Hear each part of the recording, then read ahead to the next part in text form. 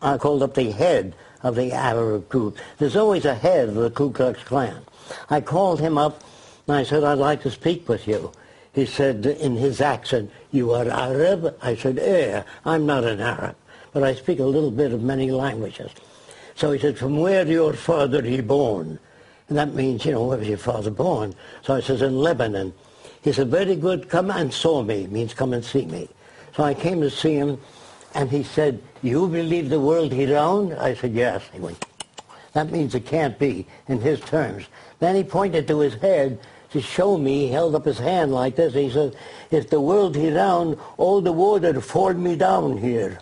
All the people, they fall me down." I thought he was doing a good job for a non-educated man. What year was this, Sheikh? This is about 45 years ago, 50 years ago. Wow. So I said to him, I said, "I've got to change him because that's important."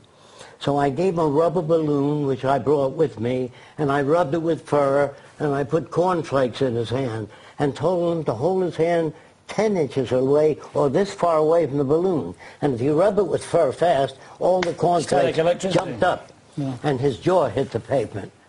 And he said, "World he magnet?" I said, "Yeah."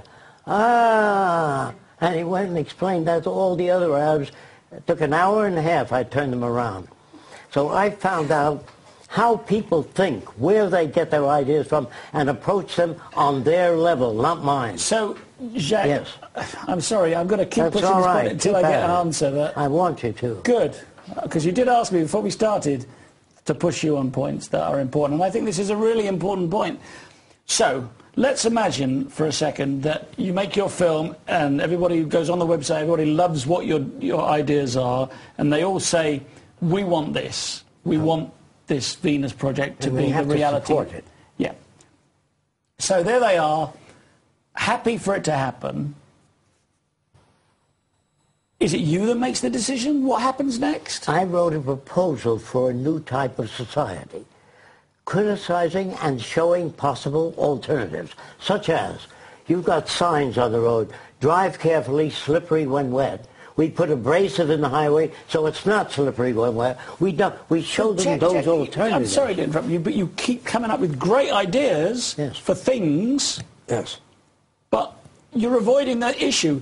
Who makes the decisions in this world? We put out the proposals. If they agree with that and support it economically. People have a vote. Is that what you're saying? No. Does everyone have a button in their living room? Yes or no? It comes on the television. We want to do this. We want to build a farm here, or we want to build a block of flats here. Yes or no?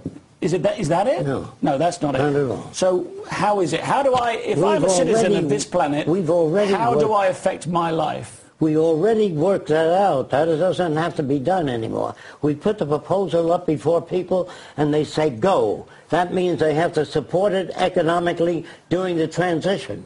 Look, we have to build... There are a lot of people today talking about a better world in flowery terms and say that we need a change, we can't go on with what we're doing, we're going to pollute the earth, we're going to kill ourselves with bombs, but they don't pose anything. Nobody says, how do you get out of this? They're just beginning to ask those questions and say, we need to do something else. Jacques has asked these questions in 1929 when he saw the first the large depression. And it is then when he started to look around and say, this does not work. There are things in store windows, there are technical people, there are farms, there are people that want to do things and make things, but people are thrown out of their houses because the world is still the same place, but they don't have any money in their pockets. It's the rules of the game that we play by that are screwed up. So he proceeded, when he was a young man, to devise another system that would work for the benefit of all, that would house people, that would clothe people, that would make them creative. That this today is an established society. Many, many years ago, many people became comfortable and then tried to freeze things and keep them as it is. The society that we are proposing is an emergent society. It's not fixed. It's not frozen. Jacques laid out a direction to work towards in city planning, in transportation, and across the board where nobody else was working on that.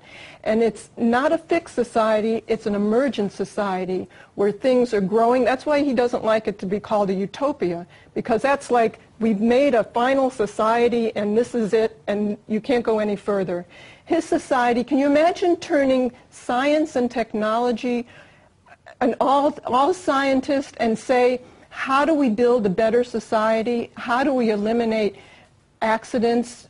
How do we make clean sources of energy? How do we turn science and technology over to make things better for people? That's not what we're about today. Okay, well, these are all good things. Let me read a few texts out. Brenda in Hull says, it will be a form of communism. You will never get away from someone who wants to dictate. It's because he knows nothing about this system. Okay, Rob Keane in Wigan says, Jack, just say that you will make the decisions. I would be happy for you to do that.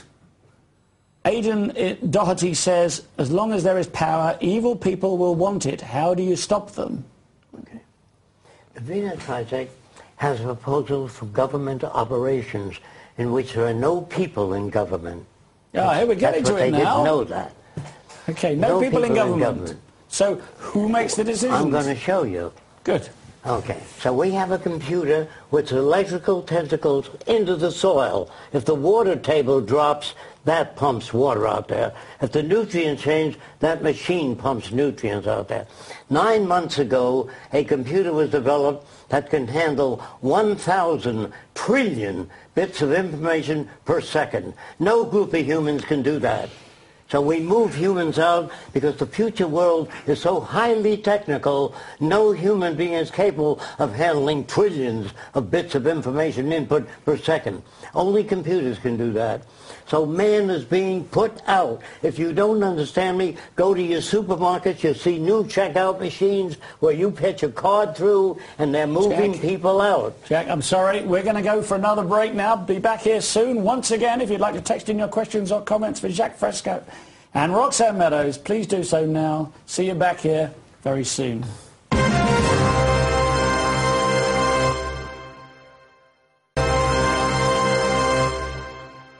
Welcome back to On the Edge with me, Theo Chalmers, and my special guests, Jacques Fresco and Roxanne Meadows. Right, Jack, just before the break here, you were saying, and I think I've understood this correctly, you were saying that computers will make the decisions. Well, what we call cybernetics. Computers operate machines. If you go to an automobile company today, you'll see robots putting the wheels on and everything. The people are being moved out. Do you understand Yeah, that? but I don't want the robots telling me what wheels I want. The robots telling you what? What wheels I want.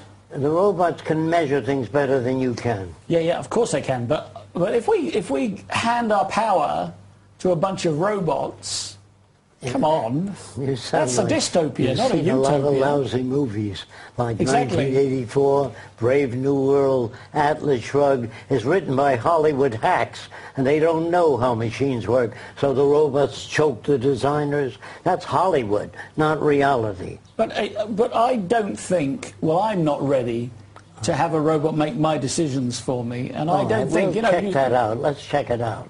Okay. All right. You don't turn a generator to keep your lights going, do you? No. You assign it to robots because they can do a better job than you can. Now, in the early days, a pilot used to look out of an airplane from about a mile high. Today, the Army took that decision away from pilots, and they have Doppler radar, which hits the ground, bounces back, and says you're 5,300 feet, 3 inches off the ground. No human can do that. No, the Eurofighter, for instance, can't be flown by a human being. It has to be flown by computers. It's so will unstable. Be in the next 10 years. Well, that's the case now. They've got people in them. The pilots. Army is flying planes automatically. But the pilot still has the last word, doesn't he? The pilot says, we're going that way, we're going up, we're going down. No, the mission is the last word. In other words, they have guided missiles, and the guided missiles are set to hit a given target, and they are smart enough to sense metals and everything else, or go up the rear end of an airplane. Okay. It doesn't need to be steered by people anymore. So what if the computers decide that there are too many people on the planet? No, wait, what's your question? What do Well, you do with overpopulation? No, that's not the question. The question is, what if the computers decide that there are too many people and the food supply won't feed those people? I want to answer so that. would they say, oh, let's kill a few? I answer that. Computers do not do that.